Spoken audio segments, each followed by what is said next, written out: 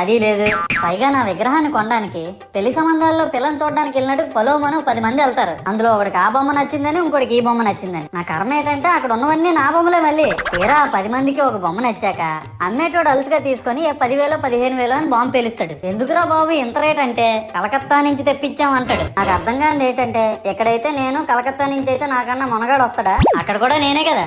ఇలా నన్ను బజార్లో పెట్టి బేరం ఆడి నా మొహానికి ముసుగేసి వ్యాన్ ఎక్కిస్తారు. ఆ వ్యాన్ డ్రైవర్ గాడు నేను ఉన్నానని కూడా చూడకుండా ఏదో ఆలోచించుకుంటా డ్రైవ్ చేస్తా గతకల్లో గబ్బి గుబ్బి అని తించేసి నా కాల్లో చెయ్యి ఎరగొట్టేస్తాడు. ఈ విషయం చందాలు ఇచ్చిన చిన్నోళ్ళకి తెలిస్తే మళ్ళీ ఇరిగిపోయిన బొమ్మ పెట్టకూడదని ఏ బొమ్మ రాసి కవర్ చేసేస్తారు. సరేలే జరిగిందేదో జరిగింది, నా భక్తులే కదా కూల్ బ్రో అని చిల్లయ్యే లోపు నన్ను పందిర్లో పెట్టి ముసుగు తీసి నాకన్నా పొడుగున్నే సౌండ్ బాక్సులు 2 నా చెవులు పక్కన పెట్టి డీజే గణేష్ బ్రో అని చెప్పి నా పాటలను కూనీ చేస్తారు. సరేలే పిల్లలు కదా ఇప్పుడు కాకపోతే ఎప్పుడు ఎంజాయ్ చేస్తారు, కాసేపట్లో పూజ స్టార్ట్ చేస్తారని వెయిట్ చేస్తా ఉంటే ఆ 5 రూపాయల వ్రతకల్పన బుక్ చూస్తే